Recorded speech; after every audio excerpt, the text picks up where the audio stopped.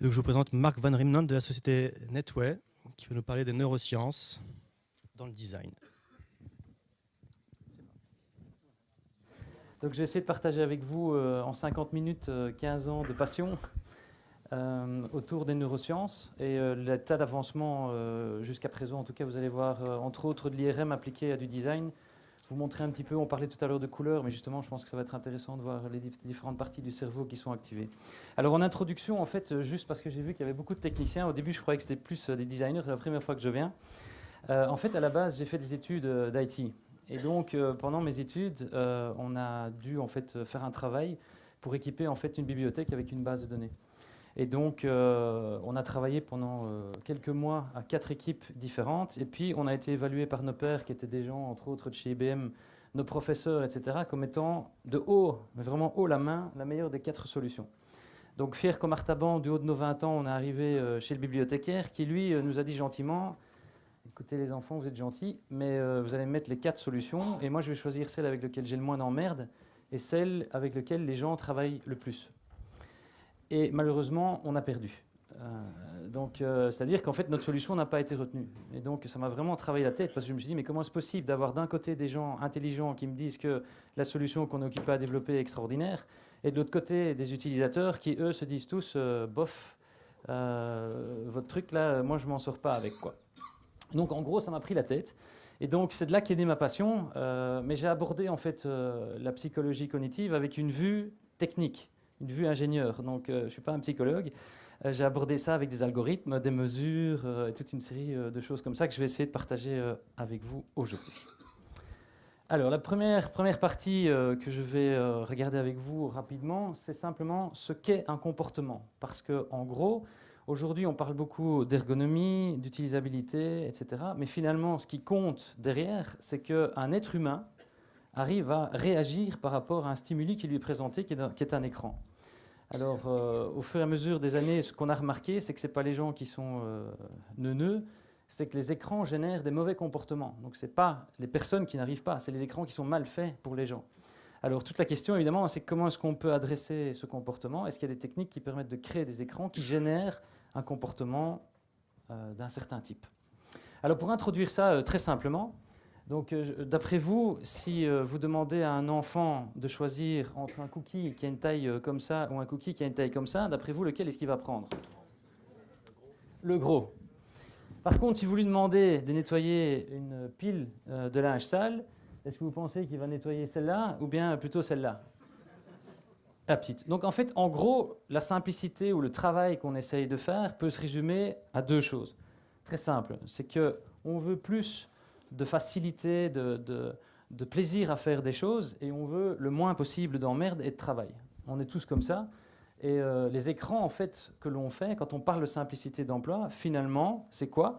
C'est essayer de fournir un maximum de plaisir aux gens, ou en tout cas de réalisation. Le plaisir peut être différent, hein, j'arrive à faire la tâche, j'aime bien, etc., avec le moins d'ennui possible. Alors justement, on va voir comment ça peut se produire.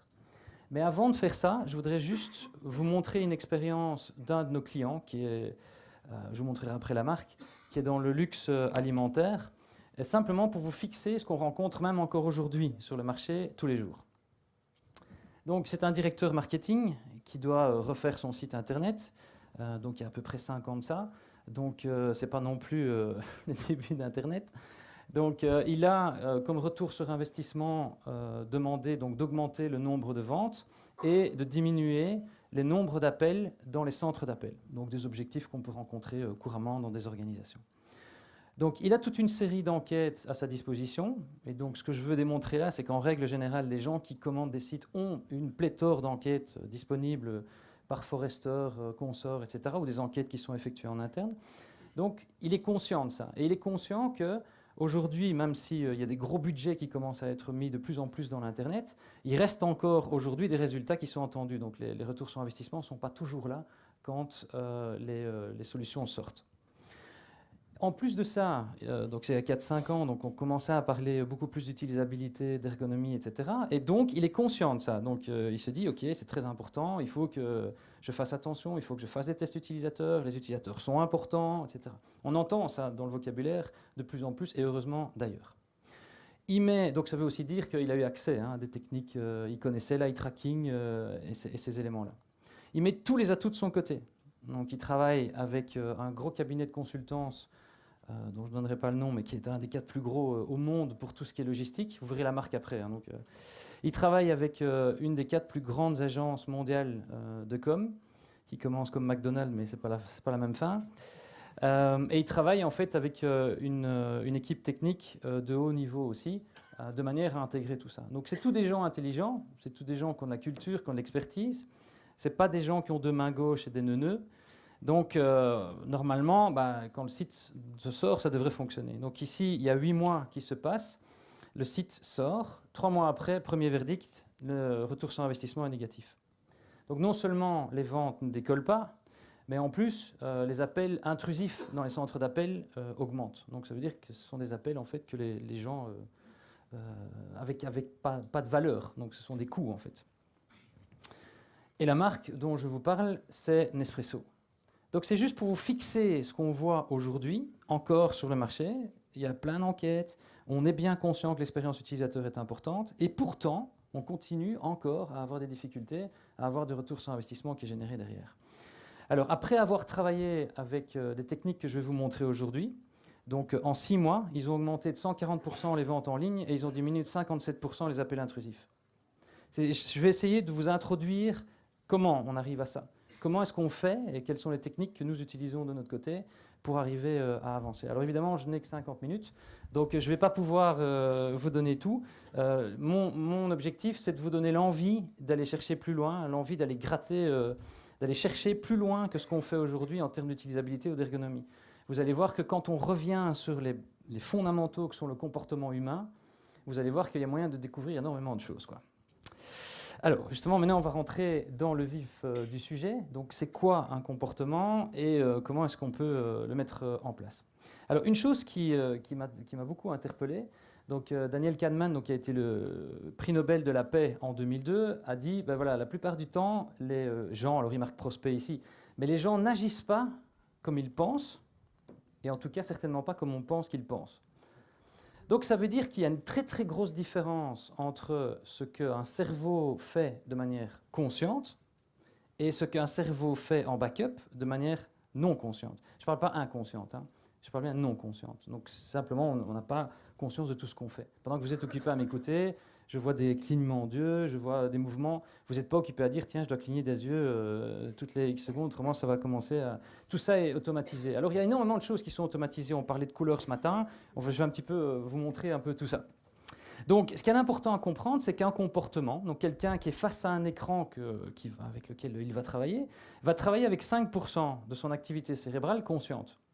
95% de cette activité cérébrale est non consciente. Donc ça veut dire que quand on demande aux gens, par exemple, qu'est-ce que vous pensez de mon site, ou tout à l'heure j'entendais, c'était super intéressant la verbalisation, mais je n'ai pas voulu intervenir à ce moment-là, mais c'est une technique qu'on fait beaucoup, on demande aux gens de parler pendant qu'ils font un geste. Le problème en fait, cérébralement, c'est que ça annihile toute une série de comportements non conscients, et on essaye évidemment de savoir, comme tu disais tout à l'heure, ce qui se passe dans la tête des gens. Mais vous allez voir qu'il y a des techniques différentes aujourd'hui qui permettent d'investiguer ça sans demander aux gens ce qu'ils pensent. Parce que même si vous demandez à quelqu'un, est-ce que vous comprenez ce que vous avez là, voilà, ça dépend des personnalités. Il y en a qui vont vous dire non, parce qu'ils sont honnêtes, puis il y en a qui vont dire oui, bien sûr, je comprends. Et puis en fait, derrière, ils ne comprennent pas. Donc comment est-ce qu'on peut rentrer dans tout ça? C'est ce que je vais essayer de vous montrer aujourd'hui. Alors ce que j'aime bien, c'est essayer, surtout mon objectif principal, c'est de créer une curiosité chez vous. Donc ce que je vais faire, c'est faire travailler vos cerveaux.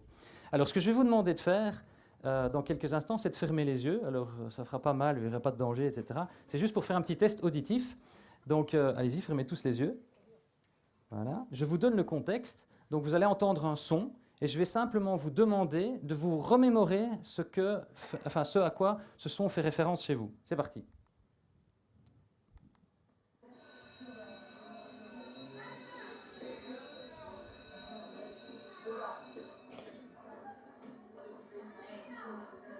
Voilà, vous pouvez ouvrir les yeux. La récréation. Chouette, c'est fini. L'heure du goûter. Il y en a peu qui pensent que c'est l'heure qu'il faut rentrer dans la classe. Hein, c'est plutôt au sortir de la classe.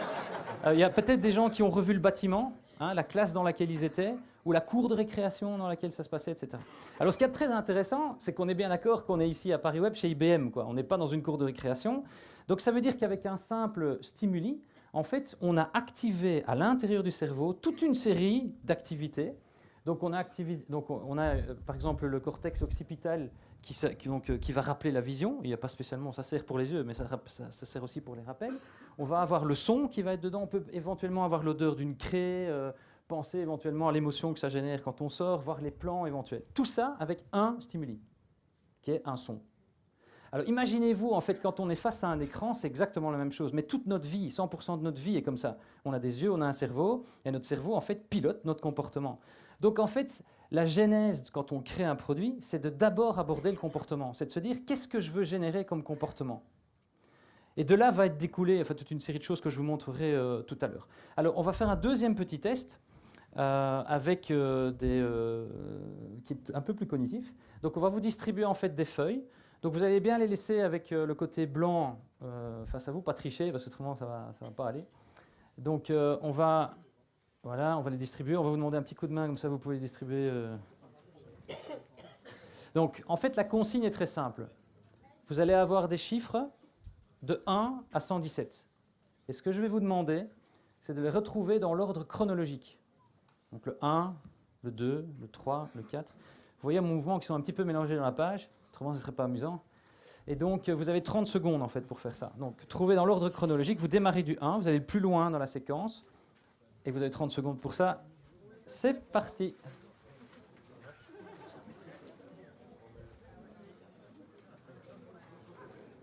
« 5 secondes. »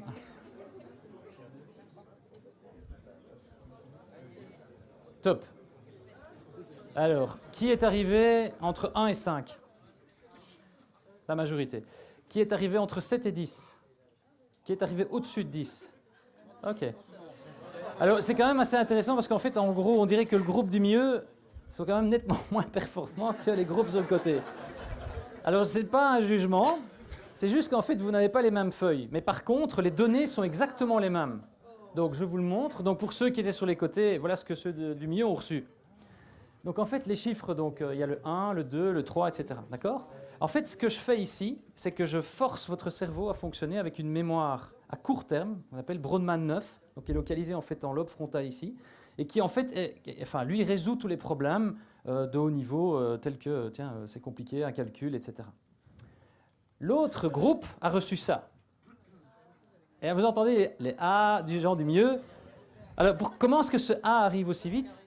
Parce qu'en fait, ce qui se passe, c'est que vous chargez donc les lignes que vous voyez là. C'est un modèle mental, mais qui, lui, n'est plus en mémoire à court terme, mais en mémoire à long terme. Et c'est, depuis que vous êtes haut comme 3 pommes, on vous apprend à lire de gauche à droite et de haut en bas. Le simple fait que ces guides apparaissent permet en fait au cerveau de passer en mode non conscient. C'est-à-dire qu'en fait, vous faites l'exercice, vous balayez. Mais est-ce qu'il y en a un de ceux qui est arrivé au-delà de 10 qui consciemment a demandé à son œil de passer de la case là à la case là, de la case ici à celle-là, de celle-là à celle-là, etc. Non. Même les clignements d'yeux, le fait d'amorcer la mémoire à long terme, tout ça, c'est des modes non conscients. Eh bien, en fait, notre métier est d'entrer à l'intérieur de ça, parce qu'en fait, une expérience utilisateur est composée à 95% de ça, et pas de ce qu'on peut observer quand on voit quelqu'un faire quelque chose. Alors, autre petit test, comme ça, vous sentez bien les choses avec votre cerveau. Hein. Donc, voilà, voici ici 2 lignes verticales noires, donc qui sont un tout petit peu plus épaisses. Donc, il y a celle-ci et celle-là. Et je vais vous demander d'essayer de les évaluer. Donc, quelle est, d'après vous, spontanément, la plus grande des deux ? À droite, oui. Et en réfléchissant ? C'est pareil. C'est pareil, oui. Alors, moi, pendant mes études, c'était aussi pareil. Mais je me suis dit que je n'allais pas faire ça, évidemment. Donc, ce que j'ai fait, c'est que j'ai agrandi la barre de gauche, mais quand même assez significativement. Alors, pourquoi est-ce que votre cerveau est incapable de voir les éléments ? Parce que si vous, maintenant, conscientisez votre mouvement oculaire, vous allez vous rendre compte que vous passez d'une ligne à l'autre. Vous avez une saccade entre chaque ligne. Donc, en fait, ce qui se passe, c'est que votre cerveau, enfin, votre œil reçoit l'information qui est envoyée au cerveau, il la stocke, l'œil bouge, va chercher les autres informations, la stocke, et ce n'est pas l'œil qui compare, c'est le cerveau qui va essayer de comparer. Or, comme le contexte n'est pas le même ici, eh bien, en fait, vous n'allez pas pouvoir évaluer. C'est impossible d'évaluer. Même, vous regardez ici. Mais ça veut dire quoi ?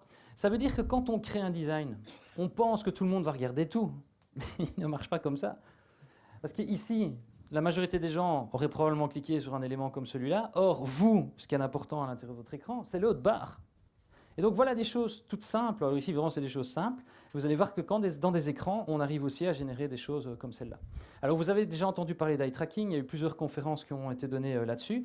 Juste pour rappeler en fait l'intérêt de l'eye tracking, c'est qu'en fait, l'œil bouge en fonction d'une décision du cerveau. Donc ce qu'on observe avec de l'eye tracking, c'est une décision qu'a pris le cerveau d'envoyer l'œil à un certain endroit. Alors c'est très intéressant, parce que souvent, on regarde des points bleus qui apparaissent, et on regarde les points au fur et à mesure de leur apparition. Mais ce n'est pas ça qu'il faut regarder, parce que ça, c'est déjà trop tard, ça. Ce qui est intéressant avec l'eye tracking, c'est de se dire pourquoi est-ce que le cerveau il était là et a envoyé l'œil à cet endroit-là. Qu'est-ce qui s'est passé? Qu'est-ce qu'il y a eu entre qui a fait que la personne s'est dit à un moment donné, bah tiens, j'ai envie d'aller regarder cet élément-là. Et ça, c'est non conscient aussi, hein, je vous le dis. Hein. Donc, ici, ce que je vais faire de nouveau, je vais vous demander d'observer la scène qu'il y a là de manière mécanique. D'accord? Donc, vous regardez et essayez de conscientiser, par contre, où vous regardez. D'accord? Alors, en moyenne, voilà le parcours oculaire que les gens empruntent. D'accord? Donc, on a ici la tête de l'homme. Ici, vous avez la tête des gens de maison, là, qui sont juste ici entre. Et là, vous avez la tête, ici, de la maman, donc qui se trouve là. D'accord? Mais évidemment, il n'y a personne qui arrive sur un site web. Bon, non, je vais me mettre comme un labrador devant l'écran et puis regardez. Donc, il y a des tâches. D'accord? Donc, ce que je vais faire maintenant avec votre cerveau hein, et vos comportements, c'est générer un comportement chez vous. Alors, vous allez voir que ce n'est pas très compliqué. J'en ai déjà généré plein. Hein, donc, avec les lignes, etc., avec les chiffres. Maintenant, je vais vous demander dans quelle pièce de la maison se passe la scène. Dès que vous avez la réponse, vous répondez. Salle à manger. Vous avez vu la vitesse à laquelle ça va. Hein. Donc, ça se passe en millisecondes. D'accord? Eh bien, notre monde à nous, quand on crée un écran avec des comportements, c'est en millisecondes. Okay? Alors ici, donc voilà le parcours oculaire. Si je vous demande quelle est la personne la plus influente qu'il y a dans la scène, vous dites monsieur ou la maman. Et voilà en fait les parcours oculaires que vous allez emprunter. Mais alors, ce qui est très intéressant, c'est que c'est la même image. Donc, ça, on observe en eye tracking. Mais ce que j'ai envie de vous dire, quand vous créez un écran, partez dans l'autre sens. Dites-vous, qu'est-ce que les gens devraient faire dans mon écran comme tâche et essayez de construire l'écran pour que cette tâche se génère. Parce que de faire de l'eye tracking après, moi je trouve ça trop tard, parce que quelque part, vous observez un comportement que vous n'avez pas voulu générer. Donc l'idée, c'est justement de partir du comportement, de se dire qu'est-ce que la personne devrait faire, qu'est-ce que j'ai envie qu'elle fasse et comment le faire, quoi. Alors, ce qui se passe en fait dans le cerveau quand je vous demande quelle est la personne la plus influente, eh bien, il y a d'abord le lobe frontal en fait qui va s'activer en disant personne influente. Mais le lobe frontal est idiot, c'est-à-dire qu'il réfléchit très vite, mais il n'a pas beaucoup de données, on va dire ça comme ça. Donc, qu'est-ce qu'il va faire? Il va aller demander au cerveau à long terme, enfin la mémoire à long terme, ça veut dire quoi une personne et ça veut dire quoi une personne influente. Il va mixer les deux, il va renvoyer des datas au lobe frontal en disant cherche ça, cherche la cinétique, cherche l'habillement, etc. Donc, à partir de ce moment-là, le lobe frontal en fait va piloter l'œil. Et c'est ça que vous observez en eye tracking. C'est-à-dire qu'en fait, il va chercher les informations. Les informations arrivent dans le lobe occipital, brut, et vont être traitées. Alors ici, c'est un schéma un peu simple, parce qu'il y a plusieurs variations. Mais ici, en fait, ça passe, en gros, quand on a un dorsal comme ça rentre dans le lobe pariétal. Et puis, ça va être ramené vers l'avant et ça va être comparé en disant quelle est la personne la plus influente. Il n'y a personne dans la salle ici qui est conscient d'avoir fait ce chemin-là, mais il s'est fait. Mais à 95% non consciemment. Et donc c'est ça évidemment qui fait le comportement, c'est ça qu'on observe, c'est ça qu'on essaye de créer. Donc voilà, alors ce que je vais essayer de vous montrer aujourd'hui, peut-être un peu plus en détail parce qu'on n'aura pas beaucoup de temps, mais à la limite après je peux vous montrer plein d'autres choses si vous voulez, c'est vous montrer justement le fonctionnement d'une partie de cerveau appliquée à un site. Comme ça vous allez voir ce que ça peut donner et comment on analyse ça.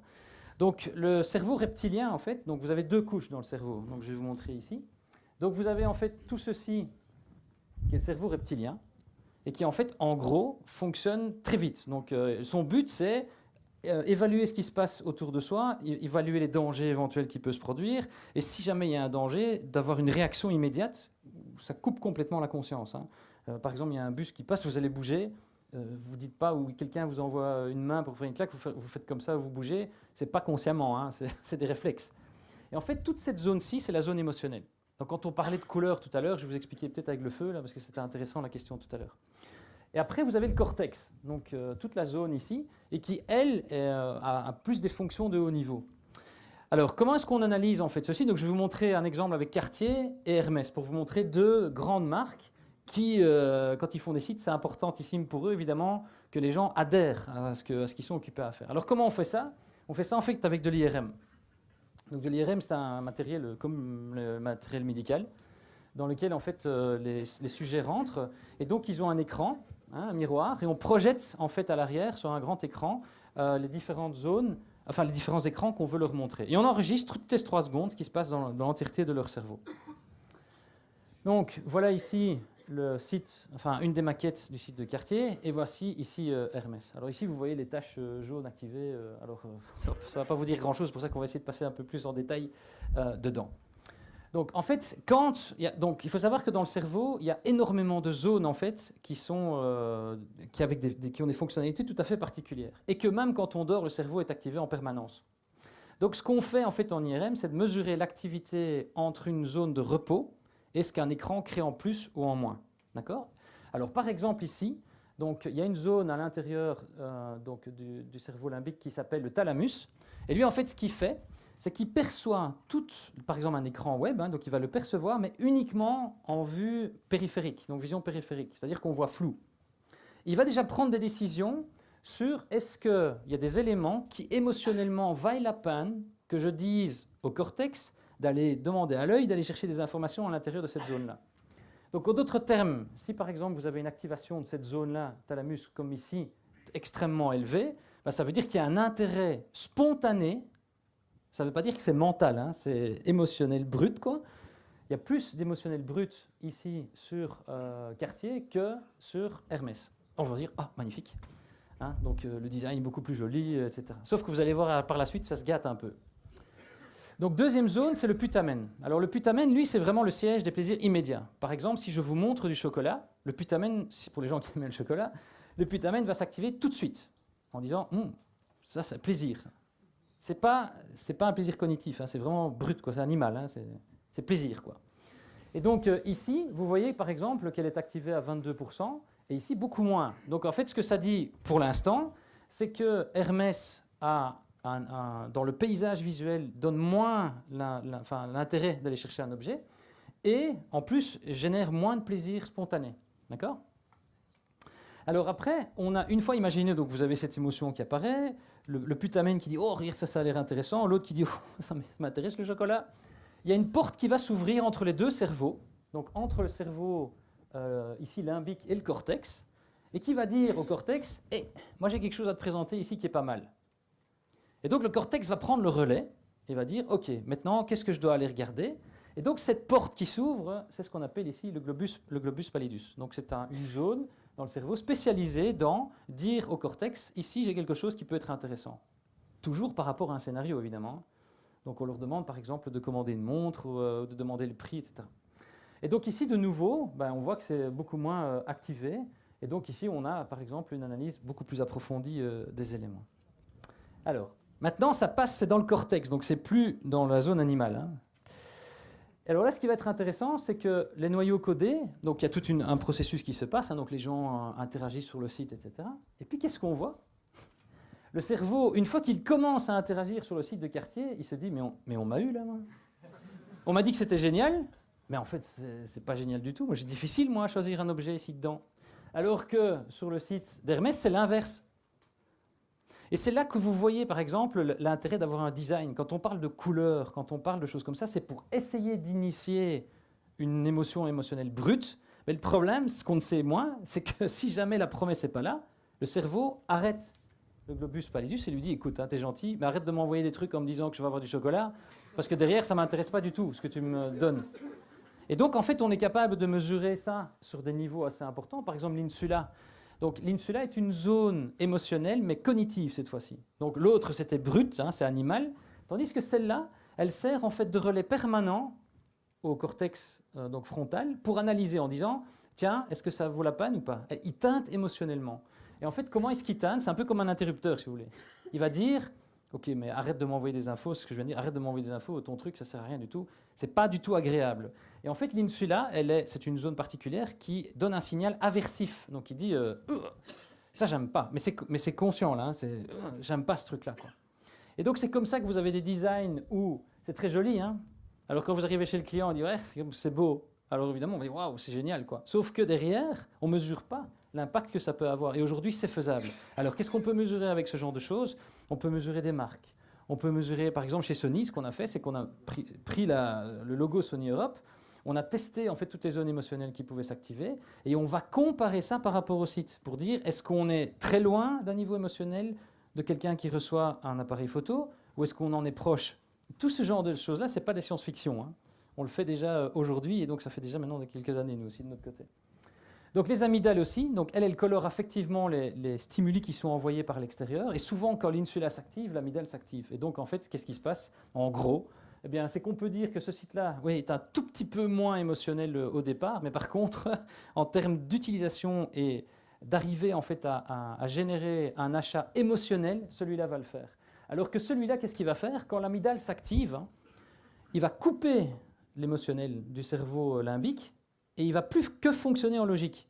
Alors imaginez-vous pour Cartier, acheter une montre Cartier uniquement avec la logique, quoi. C'est un peu complexe, quoi. Mais ici, vous voyez, maintenant vous savez que cette zone-là, cette porte qui s'ouvre, c'est le globus pallidus. Et donc en fait, par exemple ici, ce design-là est extrêmement mal fait. Alors l'idée, évidemment, c'est comment est-ce qu'on fait pour arriver à générer ça. Alors je vous dis, on se trompe tout le temps, hein, nous. Donc c'est pour ça qu'on fait des tests d'ailleurs. Parce que justement, on ne peut pas se permettre de se tromper beaucoup. Et par contre, pour compléter les tests de tout à l'heure, je voulais juste vous donner un petit conseil qui est intéressant, même si vous faites les tests gratuits. Partez d'hypothèses. Ne laissez pas, ne rentrez pas dans un test en disant je vais bien voir ce qui se passe. En amont, émettez des hypothèses. Parce que ça va vous aider vous-même à vous dire ok, quel est le comportement que je veux générer. Il faut être courageux parce qu'il faut se dire ok, je pense que le gars va faire ça. Ou je pense que le gars va faire ça. Ou je pense que le gars va faire ça. Et donc du coup, en fait, ça vous permet d'observer des choses beaucoup plus fines quand vous devez faire des tests utilisateurs que si vous faites des tests comme on en voit parfois en eye tracking. Voilà, on voit des parcours, on voit des belles tâches partout, et puis on se dit, OK, and so what, quoi? Qu'est-ce que je fais avec ça? Ça me dit quoi? Comment est-ce que je peux modifier les éléments? Donc bref, en fait, notre métier, donc c'était une introduction rapide, c'est de passer, donc c'est de combler le gap entre tout le savoir scientifique, et je vous encourage vraiment à aller beaucoup chercher là-dedans, parce qu'il y a énormément de choses, et la manière, la manière intuitive, j'ai envie de dire, de construire des choses. Alors c'est clair qu'on va retrouver deux gros schémas. Un, si on catégorise un peu, ça va être les designers, et là, ça va plutôt être les techniciens. Et en fait, moi, ce que je pense aujourd'hui, c'est que c'est vraiment importantissime de mixer les deux, d'arriver à ce qu'on puisse parler et de se dire à un moment donné, aujourd'hui, des comportements, il y a énormément de documentation qui existe dans le monde scientifique qui est complètement inexploitée. Même en eye tracking, hein. Combien de fois est-ce que vous avez vu des analyses de diamètre pupillaire dans des éléments eye tracking? Dans l'eye tracking, par exemple, il y a, pourtant c'est super important, hein, parce que ça donne une dimension sur le travail cognitif qui se passe à l'intérieur du cerveau ou sur l'émotion aussi. Combien de fois vous avez vu une aire de Hull? Une aire de Hull, en fait, c'est un simple calcul, mais qui calcule simplement. C'est un peu comme quand on était petit, vous savez, on avait des petits points, là, il fallait faire une forme avec. En fait, on regarde la taille de la forme et ça permet de savoir est-ce que la personne est focalisée ou est-ce qu'elle a une distance par rapport aux choses. Ou quel est le type de fixation? On voit plein de taches bleues, d'accord. Mais si c'est en dessous de 75, enfin 75 millisecondes, ça reste là, hein. C'est là. Donc si c'est 240 millisecondes, c'est là. C'est pas la même chose, hein. Donc de dire, oh, regardez, il y a quelqu'un qui a vu, ouais, c'est super. Mais est-ce qu'il a analysé, est-ce qu'il a compris, etc. Donc voilà, alors, rapidement, pour essayer, parce qu'il ne me reste plus que 10 minutes. Donc, pour ça, en fait, pour arriver à ça, il y a 4 disciplines en fait, que nous traitons régulièrement. La première, c'est d'avoir une stratégie comportementale. Alors là, par rapport à ce que tu expliquais tout à l'heure, dans un projet, en fait, ce qu'on fait, c'est que les scénarios que les gens doivent faire, les tâches qu'on voudrait que les gens fassent, on les met en hypothèse en amont. Donc en fait, ce qu'on fait, si vous voulez, c'est qu'on a un comportement A, hein, qui aujourd'hui, les gens font ça, et demain, avec mon service ou mon produit, je voudrais que les gens fassent ça. Alors ça, c'est une expression, hein, mais je veux dire, il y a ça aussi en action. Comment est-ce que je fais? Et essayer de réfléchir à planifier ça. Ça va énormément vous aider à rentrer dans cette matière du comportemental, parce que vous dites, ok, d'accord, mais comment est-ce que je fais? Ah, ok, peut-être qu'effectivement, il faut que le service soit visible, il faut que le service... Et en fait, ça va vous aider à construire votre service. Parce que si vous n'avez pas les tâches, alors ça n'a rien à voir avec des use cases, hein, pour nos amis techniciens. Les use cases, c'est qu'est-ce que l'utilisateur fait en globalité. Un parcours client, ce qu'on appelle un parcours client, c'est ce que l'utilisateur fait. Ce n'est pas de ça que je parle, c'est vraiment les tâches que les gens viennent faire. Donc il y a une grosse différence. C'est ce qu'ils ont envie de faire. sur un site, par exemple sur un site d'assurance. Je sais pas, moi j'ai ma fille qui a 18 ans, elle rentre à l'UNIF maintenant, elle a sa première voiture, je voudrais lui offrir son assurance. Je suis client chez AXA et je voudrais aller voir chez MAF les prix. Ça, c'est un scénario utilisateur. Et en fait, vous allez pouvoir, grâce à ça, déterminer un comportement A, aller vers un comportement B à la fin. Et cette stratégie va vous permettre en fait d'aller vers l'avant. Alors ce qui est intéressant, c'est justement, on parlait tout à l'heure aussi d'Apple, et moi je suis un fervent d'Apple. Et donc quand on parlait tout à l'heure de focus group ou des choses comme ça, il y a des gens qui ont posé la question chez Apple en disant, tiens, mais en conception, comment est-ce que vous faites? Et j'adore la réponse. Il dit, voilà, nous en fait, ce qu'on fait, c'est qu'on ne demande pas aux gens ce qu'ils veulent. Parce que qu'est-ce que ça fait? Ça fait un produit blafame, un produit commun, et dans lequel on n'offense personne. Mais ce n'est pas ça. Si ce produit-là correspond au comportement que vous voulez générer, il n'y a pas de problème. Mais est-ce que c'est le cas? Et aujourd'hui, souvent, on ne pose pas ces questions-là. On se dit, bon, je vais faire un service, et après, je vais faire des tests, je vais voir. Mais on ne se dit pas, mais quel est le comportement qu'on veut que ça génère? Alors, deuxième discipline, c'est l'architecture d'information. Alors, que j'appelle architecture d'information, entendons-nous bien, c'est de dissocier ce qui est visuel dans le cerveau de tout ce qui est cognitif. Donc, par exemple, quand chez nous, nos experts travaillent sur une page, on ne dit pas, tiens, on va créer un objet, on va mettre un bouton là, on va faire ça. Non, on va par exemple générer un comportement de retrieve et de discover. Donc ça veut dire que retrieve, c'est par exemple, j'ai cassé mon iPhone et je veux retrouver un iPhone. Donc j'arrive avec dans ma tête sur le site, je sais ce que je veux, quoi. C'est pas du tout le même comportement qu'un discover, par exemple. Un discover, c'est je sais pas ce que je veux, mais montrez-moi. Bah, Google, pourquoi est-ce que Google n'a qu'une seule zone? Parce que c'est que du retrieve. Les gens savent ce qu'ils viennent chercher. Ils ne savent pas le résultat qu'ils vont avoir, mais ils savent ce qu'ils viennent chercher. Vous n'avez pas besoin de mettre plus dans une page Google. Les gens viennent pour faire ça. Donc ce qu'ils ont fait, c'est qu'ils ont mis que le composant qui sert à ça. Et donc après qu'on a travaillé en fait tous ces éléments-là, là on peut commencer à se dire ok, à quoi va ressembler l'architecture, quelle va être la navigation, etc.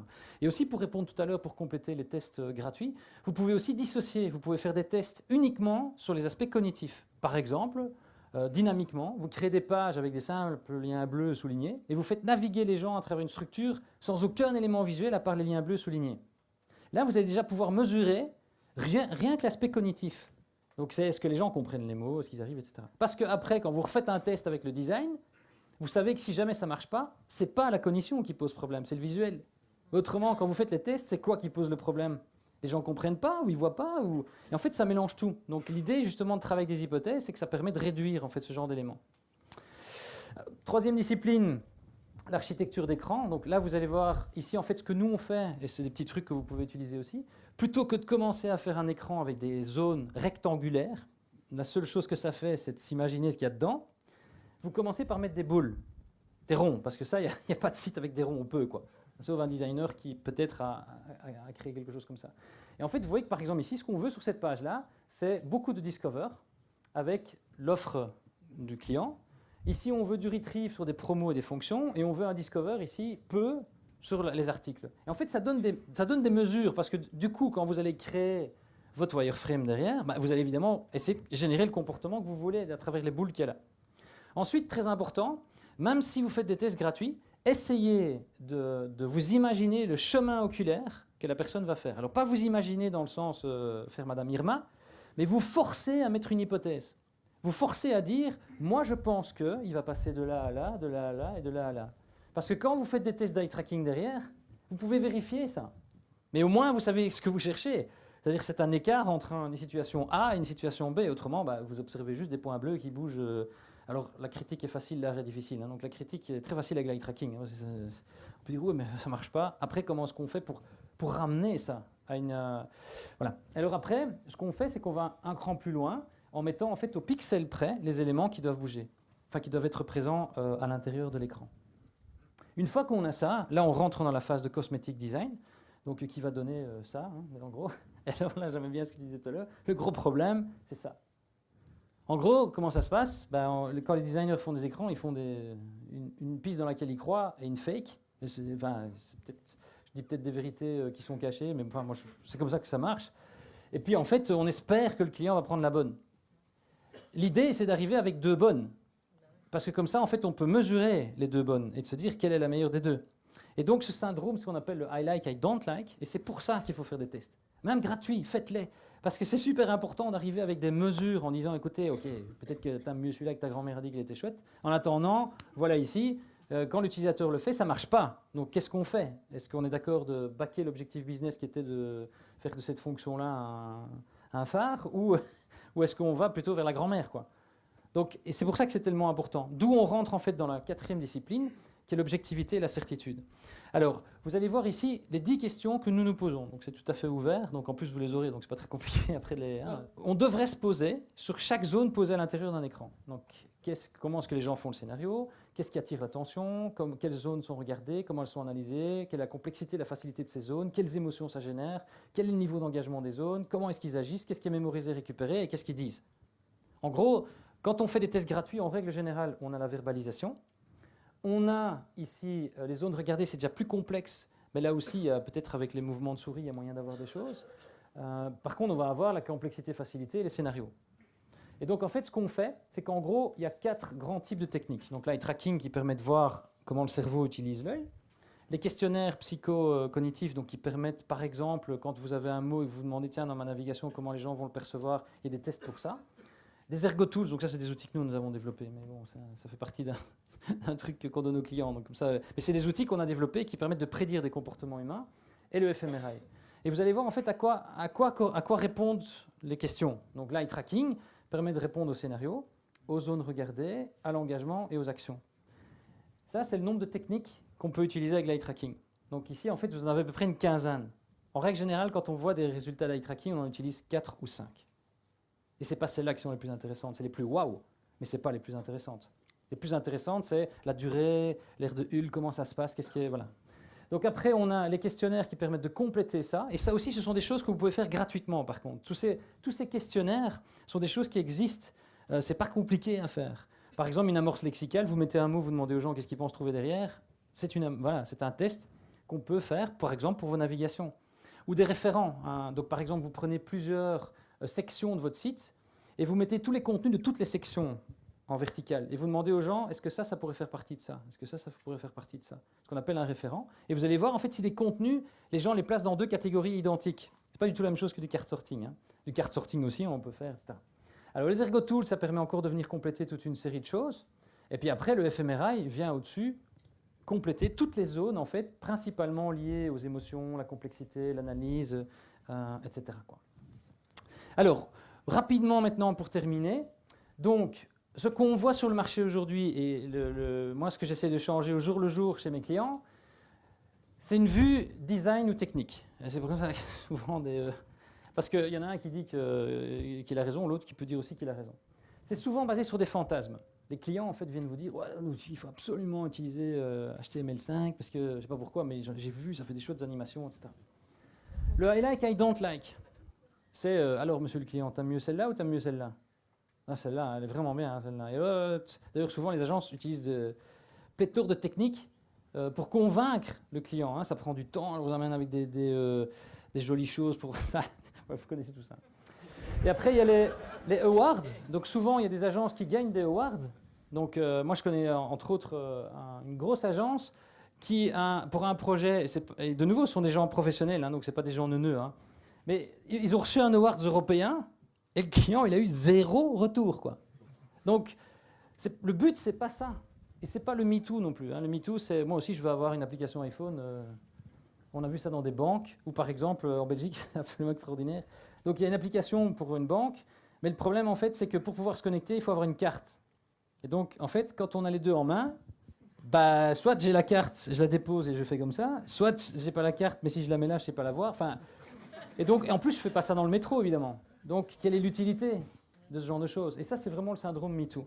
Et en fait, nous, ce qu'on essaye de promouvoir, c'est d'aller vers justement le cœur de métier, qui est le comportement individuel, et bien de parler de design comportemental. Quel comportement je veux générer? De se baser sur des réalités d'habitude. Après, de se dire, je veux changer cette habitude, mais au moins d'être conscient de ce qui existe et est-ce que c'est réalisable? Des neurotests ou des tests. Mais même, hein, je pense que les tests gratuits ne veulent pas dire mauvaise qualité. Hein. C'est juste dans la manière de le mettre en pratique. Il y a moyen de faire des neurotests sans gros budget. Hein. Alors, pas du fMRI, hein, mais voilà. Et puis, orienter résultat. Toujours se dire quel est le résultat. Et ce n'est pas un résultat monnaie. Hein. Ça peut être un résultat satisfaction utilisateur. Ça peut être un résultat, tiens, les gens se sentent mieux. Ce n'est pas juste ce genre de choses-là. Alors, comment est-ce qu'on intègre ça dans une organisation maintenant? Chez nous, en fait, le Customer Centricity, ce n'est pas une division. Ce n'est pas une personne dans la boîte qui a... J'ai presque fini. Hein. Donc, ce n'est pas une personne qui a la responsabilité, c'est toute l'organisation qui a la responsabilité de ça. Donc, chaque personne dans l'organisation. La deuxième chose, c'est que ça doit être dans la culture. Si ça ne marche pas, si ce n'est pas dans la culture de faire attention au comportement humain, ça marchera très difficilement. Et c'est pour ça d'ailleurs que les gens qui sont experts en usability, etc., moi je le vois beaucoup passer dans des tweets, ils essayent toujours de trouver comment convaincre leur boss que. Malheureusement, soit c'est monétaire, soit c'est simplement que ça ne fait pas partie de la culture de la boîte, et il y en a. Hein. Mais heureusement, ça change beaucoup. Donc il y a des très très grosses sociétés dont ça devient le fer de lance, quoi. Alors, appliquer, je dis bien appliquer, hein, pas faire de la recherche fondamentale, mais appliquer ce que vous voyez dans les sciences comportementales. Allez voir des chercheurs, allez voir des gens. Il y a des trucs hallucinants qui existent sur la mémorisation, etc. Alors, bien designer avec des faits et pas avec le I like, I don't like. C'est pour ça que j'ai adoré tout à l'heure quand tu as dit c'est pour convaincre mon boss, etc. Oui, mais c'est d'abord pour vous convaincre vous que vous avez raison et que ça marche. Après, le boss, ça suit. Mais la technique, c'est vrai. C'est vraiment basé sur des faits. Et ça aide aussi les gens qui font de la usability. Le problème en usability, c'est qu'on a peu de faits, entre guillemets, scientifiques. C'est plus compliqué. Avec un fMRI, vous arrivez, vous dites, bon voilà, ok, quoi, c'est bon. Il y a peu de personnes qui remettent ça en cause, quoi. Alors, vouloir changer évidemment le monde, et puis et faire de l'argent, mais ça vient en dernier. C'est pas le truc en premier. Alors, si ça semble débile, tout ce que je vous ai raconté, je vais vous montrer des résultats qui sont obtenus. Donc voilà, chez Nespresso, je vous avais déjà montré. Chez MMA, on a augmenté les ventes de 16% en 8 mois. Donc juste pour vous donner un ordre d'idée, ça fait 120 000 nouveaux devis en un an. Et c'est pas du blabla, hein, ça c'est du chiffre, quoi. eBay, donc on a augmenté ici, donc on a diminué le nombre d'appels dans les centres au niveau international hein, de 29%. ING, on a augmenté les revenus de 60% sur la branche d'assurance vie, et tout ça avec des techniques que je vous ai montrées là. Et alors, on se trompe tout le temps. Donc c'est juste pour vous dire qu'on n'est pas des magiciens. Seulement, quand vous avez une méthode dans laquelle on fait des tests, dans laquelle on a des hypothèses, dans laquelle on part avec des scénarios, on élimine les risques au fur et à mesure. Et c'est de manière empirique qu'on arrive à avoir ça. Ce n'est pas une science. Hein. Donc voilà. Merci Marc.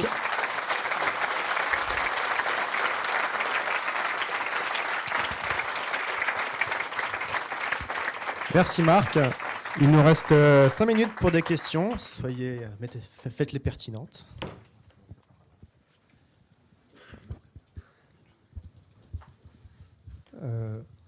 Oui. Donc merci, c'était très très intéressant et surtout on n'a pas l'habitude de voir des choses comme ça. Donc j'ai trouvé ça très super. Moi, j'ai adoré. Alors juste une petite question, est-ce que vous avez des références d'ouvrages qui parlent de ces techniques et un petit peu pratiques, c'est-à-dire appliquées vraiment dans le cadre d'une application métier si c'est dans le web, en plus c'est idéal, quoi. Alors il y a un bouquin américain qui s'appelle les 100 choses que les designers devraient connaître, qui est extrêmement bien fait. Le dernier bouquin d'Amélie sur les tests utilisateurs, donc je pense qu'il est sorti l'année dernière. Voilà, celui-là aussi c'est une belle référence parce que alors, dans l'eye tracking il y a des choses discutables, mais la manière d'approcher les choses est intéressante parce que justement on part chaque fois d'un scénario, etc. Donc il y a un autre bouquin pour ceux qui parlent anglais qui s'appelle Biology, qui est une introduction à finalement comment le cerveau achète, et c'est basé sur l'industrie du tabac. C'est absolument extraordinaire. Donc il y a un autre bouquin qui est intéressant aussi, pas tellement sur les techniques en détail, mais sur la philosophie, qui est du boss de Zappos, là, qui s'appelle Delivering Happiness, et qui parle justement du fait qu'ils ont changé leur culture en mettant l'utilisateur au centre et ce que ça a donné. C'est aussi extraordinaire à voir. Et autrement, il y a Jeff Jarvis, donc, qui est un de mes amis, qui a écrit un bouquin qui s'appelle What Would Google Do? En français, c'est Comment ferait Google, je crois, un truc comme ça. Et à l'intérieur de ça, il y a un chapitre, entre autres, de Marissa Mayer de chez Google, qui dit un jour on arrivera à prédire les comportements. Et en fait, tout est basé sur les comportements. Quand vous lisez le bouquin en filigrane, vous allez vous rendre compte qu'en fait, tout vers ce vers quoi on tend est de plus en plus axé en fait, là-dessus. Alors autrement, si vous voulez aller dans des bouquins plus techniques, donc il y a Oudé, donc, qui est un chercheur français qui vulgarise très bien. Il a écrit un bouquin Cerveau et psychologie. Autrement, vous m'envoyez un petit mail et puis je vous enverrai, parce qu'il y en a un paquet. Mais malheureusement, il n'y a pas, à part les 100 choses qu'un designer devrait connaître, là, 100 things that designers need to know, quelque chose comme ça. Il y a très peu de littérature là-dessus. Mais en même temps, c'est gay parce que c'est un champ d'investigation très large. Et moi, ce que j'ai juste envie, c'est de prenez-le, quoi. Allez chercher des trucs, lisez. Mais surtout, voilà, changez. Je suis très mauvais en écriture. Donc, j'ai fait un blog, et puis c'est difficile pour moi, quoi. C'est difficile. Oui, bonjour. Vous avez une approche vachement, très scientifique, excusez-moi. Ouais. Mais vous parlez aussi beaucoup d'empirisme et de statistiques. Et comment vous arrivez à faire que les deux vont dans la même direction? Est-ce que parfois ça ne se contredit pas? Alors, c'est une très bonne question. Donc, en fait, le principe, c'est que quand on travaille chez Netway, on a un cadre méthodologique qui a caractère scientifique. Mais ce qui est très important, c'est de ne surtout pas aller dans le scientifique quand on crée, parce qu'autrement, on part à côté. Par contre, de créer à partir de rien, c'est compliqué. Donc quand on définit un comportement en amont, un comportement actuel qu'on mesure, d'ailleurs, nous, on va très loin dans la mesure du comportement actuel, et qu'on se dit je vais arriver à tel autre comportement, on a toute une série de clés qui proviennent de la science sur lesquelles on se dit ok, on émet des hypothèses. Moi je voudrais par exemple, on est occupé par exemple à travailler sur un gros site de transport, et eux, ils voudraient que l'émotionnel soit activé, leur agence, quoi. Mais je dis, il vaut mieux diminuer, dans nos hypothèses, il vaut mieux diminuer le putamen, mais je ne sais pas si ça va le faire. Par expérience, on imagine que ça pourrait. Donc on dit, ok, on veut un putamen comme ça, on veut qu'un globule palidus qui reste ouvert, mais au moins pendant 1 minute. Voilà, tout ce genre d'éléments-là, en fait, on les met en musique, mais en sous forme d'hypothèse. Ça pourrait être, dans le cas des tests gratuits, à un autre niveau. J'ai un scénario utilisateur, j'en ai par exemple 10. J'en ai 3 qui sont prioritaires. Sur ces 3-là, les composants graphiques, il y a celui-là, celui-là et celui-là, ça sert à ce scénario-là. C'est déjà une méthode, en fait, si vous voulez, le scientifique chez nous sert à tester, mais la vraie qualité de la méthode, c'est d'évacuer les risques au fur et à mesure. On les élimine. Et comment est-ce qu'on les élimine? En mettant des hypothèses. C'est hypothéco-déductif, en fait, voilà, pour être très clair.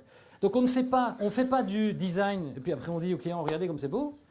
On vient au fur et à mesure en disant, ok, là on a vu ça, et puis maintenant on a vu ça, on pense que, on teste, on a vu ça, on a pas... Et en fait ça diminue, et quand vous arrivez au bout, forcément, les risques à la place d'être 1 chance sur 2 que ça fait un problème, il n'y a plus qu'1 chance sur 10 que ça fasse un problème. C'est pour ça que je dis que c'est empirique, parce qu'en fait on est incapable de dire, on va augmenter de 30%, ici c'est des résultats qui sont, et ils sont, enfin vous allez voir sur notre site, ils sont tous comme ça. Mais voilà, c'est pas... je ne sais pas si ça répond à la question. Ok. Pardon? Non, alors, oui, mais ça c'est une question par contre extrêmement importante. Il y a l'éthique. Alors, il y a 2 choses. On va devoir s'arrêter là. Je suis vraiment désolé. Le timing est serré. 2 minutes, Ouais, mais je sais pas le donner si j'ai pas répondu à la question. Tu peux le jeter aussi dans la foule. Non, mais si je peux juste prendre 2 minutes, ça te dérange pas? Ok. Donc, au niveau éthique, il y a 2 choses. C'est très très important de comprendre que du FMRI, comme vous voyez là, d'abord, c'est interdit en France, donc on le fait en fait, parce que, comme vous avez certainement entendu, je suis belge. Donc en Belgique, on peut le faire, mais on doit passer devant un comité d'éthique à chaque fois. Donc ça veut dire qu'en gros, les projets sur lesquels on travaille ne sont jamais des projets de manipulation. Alors par manipulation, j'entends quelqu'un ne veut pas quelque chose, et je vais essayer de lui fourguer. Comme on part de scénarios et qu'on se dit voilà les tâches que les gens devraient faire ou souhaitent faire. Donc par exemple, je sais pas, moi je veux trouver une assurance, ça tout le monde veut le faire, quoi. Donc après, là où la limite, c'est le client pour lequel on travaille, on va essayer de faciliter ce chemin-là du mieux possible par rapport à un concurrent. Mais c'est toujours par rapport à une tâche que la personne veut faire. On a déjà eu des demandes de Procter & Gamble qu'on a refusées, de Coca-Cola qu'on a refusées. Parce qu'on ne veut pas travailler dans un domaine comme ça. En plus, on est une toute petite équipe, donc on est 10 personnes chez nous. Donc tout de suite, ça remet les cadres. Et nous, ce qui nous passionne, c'est le métier qu'on fait là et le fait de générer des résultats derrière, mais pas à n'importe quel prix. Ça n'a juste pas de sens, quoi. Voilà. Merci beaucoup. Et donc,